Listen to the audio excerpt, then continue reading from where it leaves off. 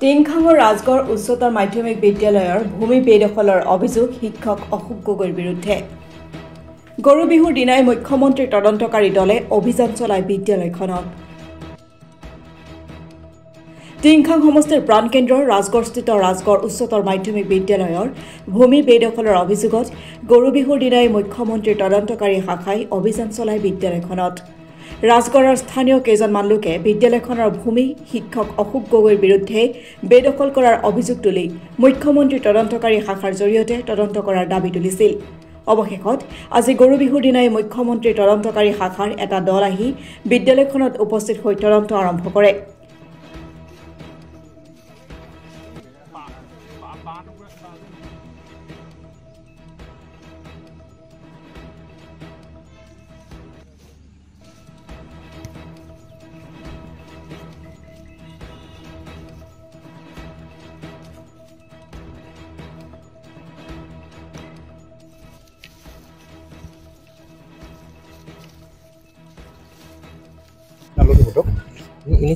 পাব্লিকৰ পৰা সোধক, তেখেতক আপোনালোকে গম পাব। আমি এটা এনকুৱাৰী এটাত আহিছোঁ, তেখেতক এখেতসকলে ক'ব আমাৰ ক'ত গ'ল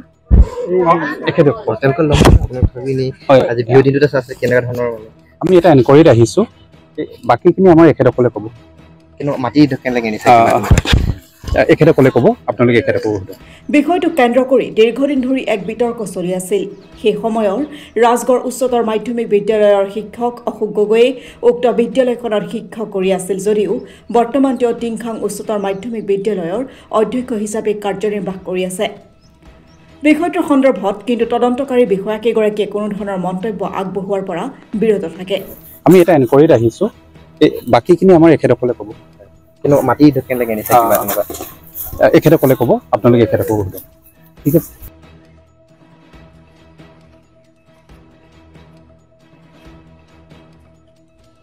আমি বহুদিনৰ পৰা আজি 2021 চনৰ পৰা এটা বিষয় লৈ পিনে এটা আন্দোলন কৰি আছোঁ। আপোনালোকে নিশ্চয় গম পায় যে ৰাজগড় হায়াৰ ছেকেণ্ডেৰী যি ভূমি, এই ভূমিক লৈ পিনে এটা বিবাদ চলি আছিলে। এই বিবাদটোৰ সম্পৰ্কত আমি অতীতৰ পৰা DC অফিচ, চাৰ্কুল অফিচ, স্থানীয় বিধায়ক বিমল বৰা, তাৰপিছত আপোনাৰ সৰ্বানন্দ সোণোৱাল আদি কৰি যিসকল ৰাজনৈতিক নেতা আছে সকলোলৈকে আমি আবেদন নিবেদন কৰি আছিলোঁ, কিন্তু এটা যথেষ্ট সমাধান পোৱা নাছিলোঁ। তাৰপিছত যোৱা 30 তাৰিখে মাৰ্চত আমি সৰ্বানন্দ সোণোৱালকো লগ কৰিলোঁ। তাতো আমি একো মানে তেখেতে আমাক দিছিলে, ক'লে যে দিছে এটা আমাক সমাধান দিব। তেলেংগানাটো মানে কি, আপোনালোকে আজি নিজে ফিল্ডত ভিজিট কৰিলে দেখিব, ইয়াত 2 কঠা মাটি দি পিনে তাত প্ৰায় 1.5 বিঘা মাটি দখল কৰা হৈছে। কোনে কৈছে? এইটো অশোক গগৈৰ নেতৃত্বত হৈছে। অশোক গগৈ টিংখাং উচ্চতৰ মাধ্যমিক বিদ্যালয়ৰ অধ্যক্ষটোক লৈ পিনে আজি CM ভিজিলেন্সৰ পৰা এটা দল আহিছে, আহি পিনে গোটেই বস্তুটো তদন্ত প্ৰক্ৰিয়া আৰম্ভ কৰিছে। গতিকে আমি মুখ্যমন্ত্ৰী মহোদয় যদি CM ভিজিলেন্স আছে তেওঁলোকক ধন্যবাদ দিছোঁ, মুখ্যমন্ত্ৰীক ধন্যবাদ দিছোঁ যে বিষয়টো ইমান দিন আমি দাবী কৰি অহা বিষয় এটা তেওঁলোকে অন্ততঃ তদন্ত প্ৰক্ৰিয়াত আহিছে। লাগি আছে ৰাজগড় হায়াৰ ছেকেণ্ডেৰী আপোনাৰ বেক চাইডে লাগি থকা যিডোখৰ অশোক গগৈ এতিয়া ঘৰ বনাই আছে, তাৰ ছাইডত পুণ্য গগৈ ঘৰ বনালে।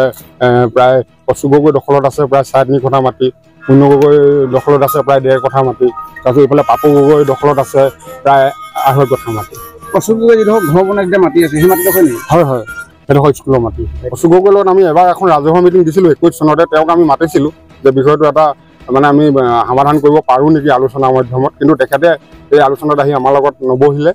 আৰু নবহাৰ কাৰণে তাৰ পিছৰ পৰ্যায়ত এই বিষয়টো অলপ ডাঙৰ হৈ গুচি গ'ল। মানে আচলতে স্কুল কৰ্তৃপক্ষ আমি বাৰম্বাৰ এই বিষয়টো লৈ পিনে কৈছোঁ। তেতিয়া যোগমায়া কোচ আছিলে প্ৰিন্সিপাল, তেখেতক আমি বাৰম্বাৰ সুধিছিলোঁ এই বিষয়টো লৈ। তেখেতে কাগজ কেইখনমান আমাক দিলে, কি প্ৰক্ৰিয়াৰে মাটি মানে সাল সলনি হৈছিলে এইবিলাক বিষয় লৈ। সেই কাগজ দুখনমান দিলে আৰু তেওঁ দায়িত্ব সামৰিলে। সামৰি পিনে আৰু তেওঁ এটা কথা আমাক ক'লে যে মানে কি যে মাটিখিনি তেওঁ যেতিয়া প্ৰিন্সিপালৰ দায়িত্ব লৈছিলে তাৰ আগতে ৰাজগড় প্ৰাইমেৰী বিদ্যালয় গোটেই মাটিখিনি সাল সলনি কৰিছে। মানে আৰু বিশেষ যিহেতু এই 2 কঠা মাটি প্ৰাইমেৰী বিদ্যালয় লৈ পিনে আৰু সেইখিনি মাটি প্ৰাইমেৰী বিদ্যালয়ৰ দখলত আছিলে, আৰু বৰ্তমান এমালগেমেশ্যন সূত্ৰে 2018 চনত এইখিনি ৰাজগড় হায়াৰ ছেকেণ্ডেৰী প্ৰপাৰ্টি হ'ল। CM মুখ্যমন্ত্ৰী মহোদয়লৈ ডিব্ৰুগড় যিটো সচিবালয়ত আছে তাত আমি এখন এপ্লিকেশ্যন কৰিছিলোঁ যে CM মহোদয়ক মানে যে CM ভিজিলেন্সৰ দ্বাৰা বিষয়টো এটা তদন্ত হ'ব লাগে বুলি, আৰু সেই তদন্ত সেই মানে এপ্লিকেশ্যনৰ ভিত্তিতে আজি চাগে এই প্ৰক্ৰিয়াটো আৰম্ভ হৈছে।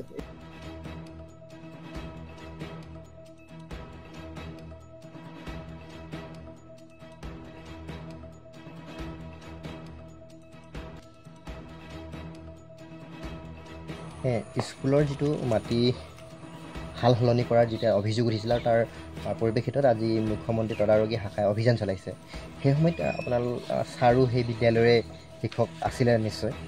প্ৰিন্সিপাল অধ্যক্ষ আছিলে হয় বিষয়টো কি জানে আপুনি তাৰ পৰৱৰ্তী পৰ্যায়ত যিটো গোচৰ তৰাতৰি হৈছিলে গোচৰ মানে এই মাটিখিনি তেওঁ 2 বিঘা মাটিৰ বিনিময়ত 2 বিঘা 2 কঠা মাটি নিজৰ নামত মানে নিজে সেই লৈ পেলাই বিক্ৰী কৰিছে প্ৰথম অৱস্থাত তেওঁ ল'লে যিডোখৰ মাটি আমি ভাবিছিলোঁ যে ওচৰ এইখিনি আটাইখিনি শিক্ষকৰ ঘৰে নিয়ালি পৰা সেই ভাবিছিলোঁ যে তেওঁ মানে নিজৰ ঘৰটো বনাইছে তাৰপিছত আৰু এডোখৰ মাটি তেওঁ বিকিলে পুণ্য গগৈ তেতিয়া ভাবিছিলোঁ তেওঁ টকা পইচা কিবা দিগদাৰ হৈছে চাগে অসুখৰ কাৰণে সেই বুলি থাকিলোঁ কাৰ কথা কৈ আছে পুণ্য গগৈ কিনা কোনে বিকাৰ কথা কৈছে অশোক গগৈ তেওঁ সেই সময় শিক্ষক আছিলে তেওঁ ইয়াতে শিক্ষক আছিলে তাৰপিছতে তাৰ পিছৰডোখৰ যেতিয়া পাপু গগৈক দিয়ে তেতিয়া আমি ৰাইজে মানে ভাবিছোঁ যে মাটিবোৰ এনেকৈ এডোখৰ বিক্ৰী গৈ আছে তেওঁ সন্তোষ কাগিলাৰ পৰা ল'লে টকা আনিলে তাৰপিছৰ কিনাৰডোখৰ মাটি দিবৰ কাৰণে তাৰপৰা অংগনবাড়ী বিদ্যালয় বহোৱা কথাটো যুগমায়া প্ৰিন্সিপাল আছিল তাৰমানে স্কুলখন আলোচনা হ'ল আৰু লগে লগে যুগমায়া ৱাল মাৰি দিলে পাপু সোমালে তেওঁ কিমান মাটি দি কিমান মাটি লৈছিলে ক'লে তেওঁ 2 বিঘা মাটি আছিলে তাত মাটি বিনিময়ত তেওঁ 2 কঠা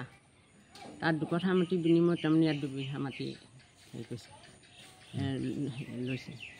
আপোনালোকে গোটেই বিষয়টো তদন্ত বিচাৰি কেতিয়া হেৰি কৰিছিলে আমি 21 চনত তেওঁ তেতিয়া অশোক গগৈকো মতা হৈছিলে মুনীন বৰাই পৰা লোৱাৰ কাৰণে মুনীন বৰাকো নিমন্ত্ৰণ কৰা হৈছিলে তেতিয়া আমাৰ এখেত ৰিটায়াৰ হ'ল এখেতো গৈছিলে যোৱাৰ লগে লগে মানে তেওঁ চকু পানী টুকি আহিবলগীয়া হৈছে যে মই কোনোদিন মিটিঙত মুনীন বৰাই মোক কোনোদিন মিটিঙলৈ মতা নাই মই উপস্থিত নাই আৰু তিলক বৰা ছাৰ আৰু এখেতৰ তাত উপস্থিত চহী নাই আমি চহীটো বিচাৰিছিলোঁ লাগিলে আমি কিবা এটা পিছত কিবা ভুৱা চহী কৰিছে নেকি কিবা ভুৱা চহী মানে তাত বাঁহতে সোঁহাতে লিখা নিচিনা এখিনি চহী আছে এইটো গাৰ্জেনৰ চহীখিনি যিটো চহী ছাৰৰ নহয় নাই চহী নাই এই দুজনৰ চহী নাই তেওঁলোকে বক্তব্য যে দাঙি ধৰিছে সেই কথাটোহে আছে উল্লেখ আছে কাৰ চহী নাই ডিম্বেশ্বৰ চোৰেং আৰু তিলক বৰুৱা কিন্তু যিখন মাটি হস্তান্তৰ কাগজ সেই কাগজখনত ছাৰৰ চহী আছে নেকি এতিয়া যে তেওঁ মানে এখন অশোক গগৈ ভুৱা কাৰ্যবিৰণী পাতি লিখি মানে হেৰি কৰিছে তাত চেলেং ছাৰো থকা বুলি দেখুৱাইছে নেকি দেখুৱাইছে আৰু তিলক বৰুৱা ছাৰ দেখুৱাইছে আৰু এখেতে মানে কৈ গ'ল ইমান গোটেই জীৱনটো এখন স্কুলতে চাকৰি কৰিলোঁ মই এতিয়া মোৰ শেষ মুহূৰ্তত কোনেও মোক এটাও ক'ব নোৱাৰিলে শেষ মুহূৰ্তত মই এটা মিছা কলংক কলা দাগ লৈ মই মৃত্যু কাটিব লাগিব তাৰপিছতে তেখেতেতো বেছিদিন নাথাকে সেইখন কাগজত তেওঁ চহীও আছে নেকি নাই ভুৱা চহী আছে নেকি ভুৱা চহীও নাই চহী থকা হ'লে লগে লগে আমি এইটো চহীটোত তেখেতৰ আছে সেইখিনি আমি লাগিলে এটা কথা ক'বলৈ গ'লে বাইদেউ আপোনালোকৰ মতে অশোক গগৈয়ে কিমান মাটি মানে স্কুলত দখল কৰিছে 2 বিঘা এইটো 2 বিঘা দখল কৰিবলৈ নাপালে নহয় যুগমায়া হেৰি কৰি লগে লগে যুগমায়া ৱাল মাৰি পেলাই অংগনবাড়ী স্কুল বহাই দিয়ে এতিয়া অংগনবাড়ী গেটখনৰ মানে মিটিং চাইছোঁ মই দিছোঁ অংগনবাড়ী 2 বিঘা মাটি কোনে কি কৈছে 2 বিঘা মাটি অশোক গগৈয়ে মানে তাত আছিলে 2 কঠা সেই 2 কঠা মাটিও এতিয়ালৈকে স্কুললৈ হস্তান্তৰ কৰা নাই এতিয়া তেওঁৰ যিটো ঘৰ আছে সেই ঘৰত কিমান মাটি আছে সেই ঘৰটো বিশেষ মই নাজানো সেইটো ছাইড 1 বিঘা 2 বিঘা আছে 2 বিঘা 2 কঠা মাটি আছে ৰাস্তাটো গ'ল আপোনাৰ তেওঁ মানে 2 বিঘা 2 কঠা মাটি লোৱা বুলি কৈছিলে মানে তেওঁ সেইটো কোৱাই নাই তলে তলেতো সেইটো কাম কৰি আছে আমি গম পোৱা নাছিলোঁ তাৰপিছত যেতিয়া এইফালে পাপুৱে ঘৰ নামলে তেতিয়াহে আমি ৰাইজে সজাগ হৈছোঁ যে স্কুলৰ মাটি ধৰি আকৌ সন্তোষ কাগিলাৰ পৰা টকা আনিলে এতিয়া সেইডোখৰ ঠাইত অংগনবাড়ী ধৰিব এতিয়া আপোনালোকে বাইদেউ আপোনালোকে এই সন্দৰ্ভত কি বিচাৰে মানে আমি যি বিচাৰ কৰিব লাগে পালোঁৱেই কোৰ্টলৈ 2বাৰ গ'লোঁ প্ৰথমবাৰ গ'লোঁ তাৰপিছৰবাৰ মেজিষ্ট্ৰেটে কৈছে আপোনালোকে বৰখৰচি নালাগে মুঠতে মই 2টা নাম দিওঁ আপোনালোকৰ সেই 2জন আহিলে সেইটো জানিছে এজন মেজিষ্ট্ৰেটৰ নাম ইমান বৰখৰচি মানুহ আৰু ইয়াত ধৰ্ণাত নবহা 2জনৰ নাম আছে এজন হ'ল পৰেশ বৰুৱা আৰু এজন তেওঁলোকতো নাছিলে না স্বামী ডক্টৰ ল'ৰাটো অসুখৰ কাৰণে গৈছিলে পইচাত মানুহ